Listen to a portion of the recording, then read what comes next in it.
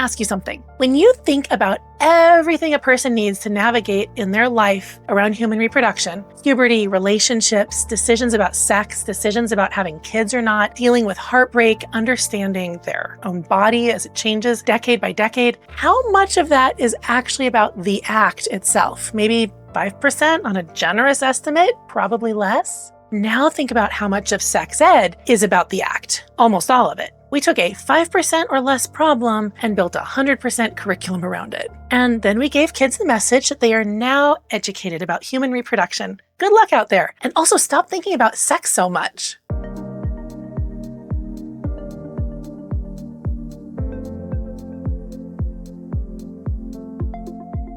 I'm Dr. Robin Dickinson. I'm a family physician, and today I want to talk about what sex ed gets wrong, not in a political way, but in a clinical way. Because I spent decades watching the consequences in exam rooms, and the pattern was pretty clear. Here is the framework most sex ed is built on. There's a sperm, there's an egg, there's a tab A, there's a slot B mechanism for getting them together. That mechanism has some risks attached to it. Pregnancy, which apparently happens anytime you get the tab and the slot anywhere near each other. Infections, which are usually illustrated by the most horrifying photos you've ever seen. And here are some ways to reduce those risks. And stop thinking about sex all the time. Class dismissed. And the abstinence-only programs, the ones that really want you to avoid the act, are still hyper-focused on not participating in the act, which still puts the main focus on one thing. Even the most comprehensive versions of this curriculum are still organized around the act. The anatomy is taught to support it. The biology is taught to explain it. The warnings are about its consequences. Everything else, contraception, STI prevention, consent, is framed as things that matter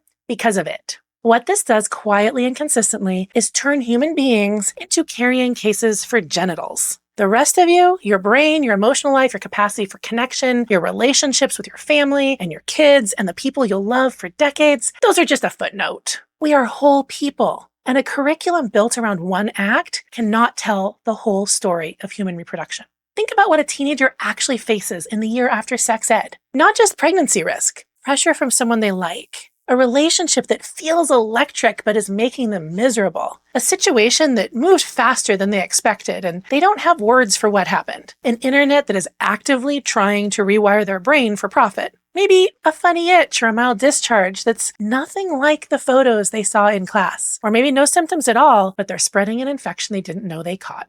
Sex ed gave them a diagram of sperm and egg and a warning about consequences. It gave them nothing for the rest of that.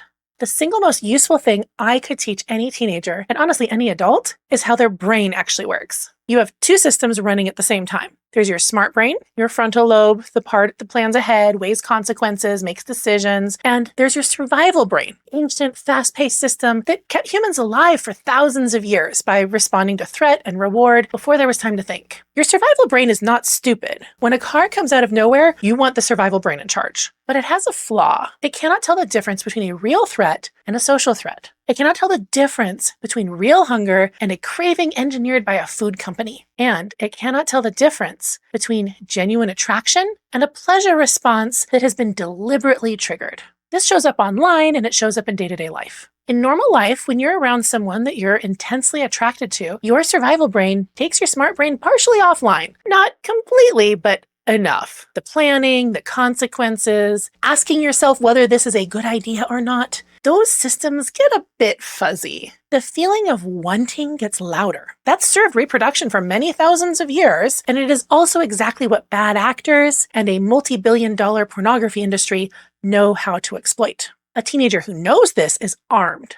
They know how to make certain decisions ahead of time. They know that the intensity of wanting something is not the same as that thing being what they actually want. A teenager who knows the biology of the act is not armed with any of that. So I want to talk about pornography a bit more, because not talking about it is not a neutral choice. Most kids today encounter pornography by accident before they ever encounter any actual sex ed. A couple wrong clicks on the internet and you are somewhere you never intended to be. And what they see there becomes, by default, their frame of reference. It's also pretty common for kids to seek out porn, not for the thrill, but out of curiosity.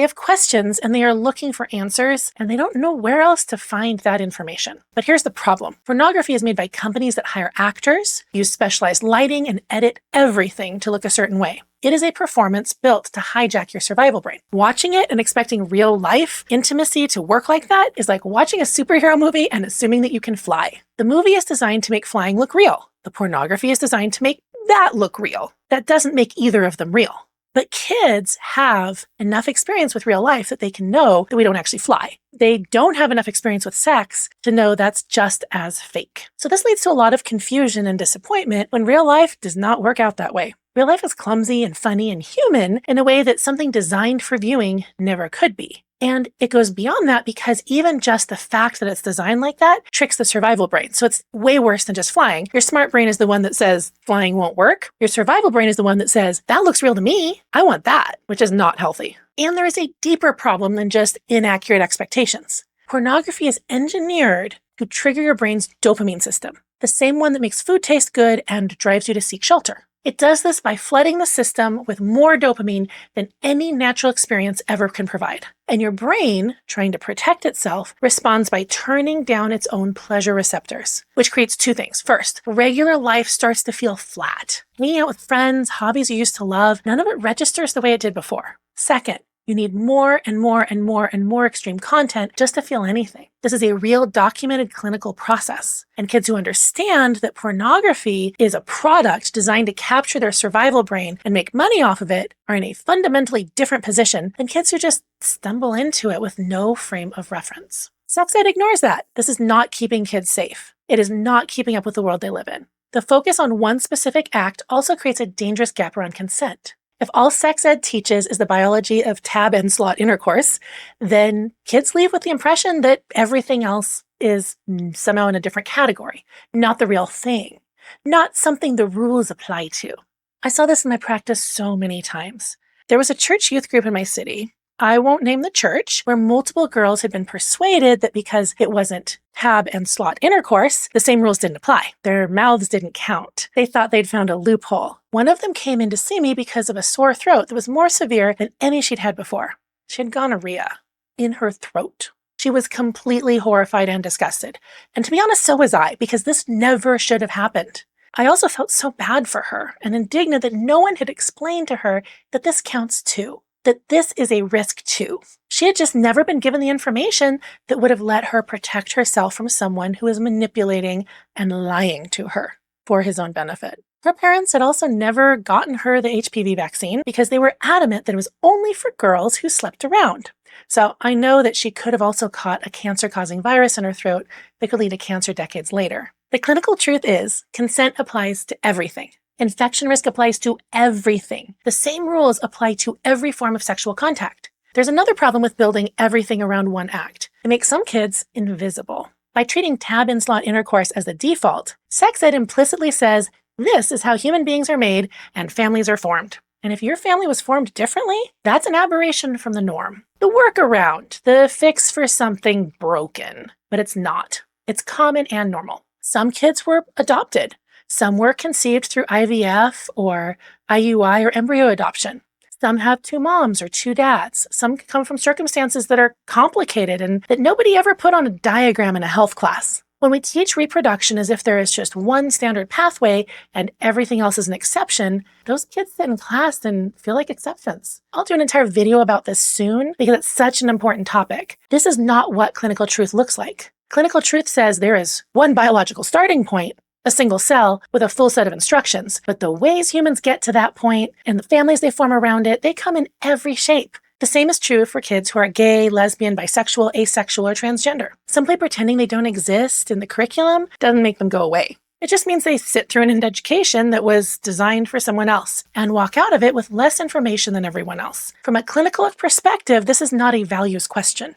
There have always been people across the full range of human sexuality that is documented across cultures and recorded history. Teaching the clinical reality of human variation is not advocacy, it is accuracy. And every person deserves the information that they need to have healthy relationships and make good decisions. So if not the act, then what? Well, so many things. Relationships, neuroscience, consent, preventative healthcare. Let's talk about relationships, how they work. what makes them healthy, how to tell when they're not. Every teenager should know the difference between limerence and love before they experience either one. They should know that limerence, that overwhelming, obsessive, can't stop thinking about them feeling, it's just a neurochemical state, not a reliable signal about whether someone is right for them. It's your survival brain running a gambling loop, not your smart brain making a decision. Real love is quieter. It's more boring. It feels stable rather than electric. And because we've told teenagers for generations that love is supposed to feel like a lightning bolt, they regularly walk away from solid, compatible people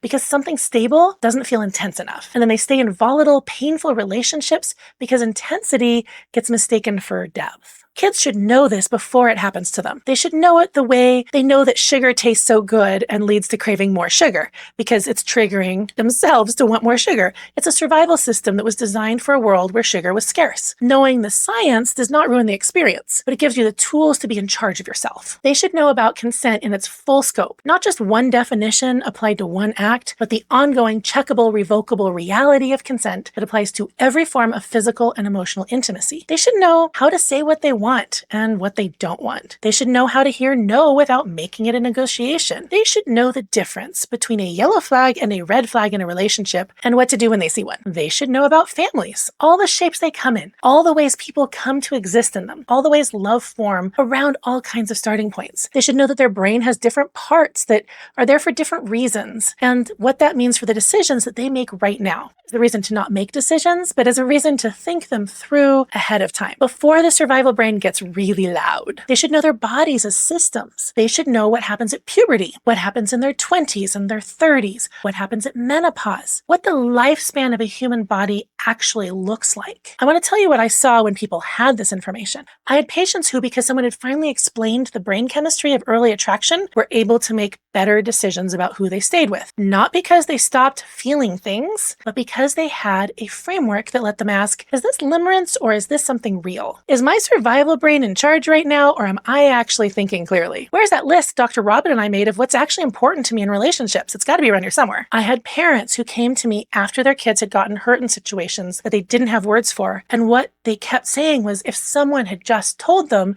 that this counted, they would have known they could say no. They would have had the language to tell someone, and they would have known it wasn't their fault. And I've had kids in those situations who knew exactly what to do and had the words for it and were able to protect themselves, advocate for themselves, or get help after something did happen. I've had adults, actual adults in the exam room, who were learning things about their own bodies for the first time at 45. I watched people relax visibly in the middle of an appointment when they finally had a clinical explanation for something they'd been confused or ashamed about for decades. That is what good education does. We are not carrying cases for genitals. We are whole people with brains that are still being built, in relationships that require navigation, in bodies that will change for our entire lives. The curriculum should reflect that. And for families who want one that does, that is exactly what Making More Humans is built on. Physician-led, clinically accurate for every age and every body. You can explore the sample classroom at drrobinschool.com/truth and discover what comprehensive human reproduction curriculum looks like. I'll see you next time. Take good care.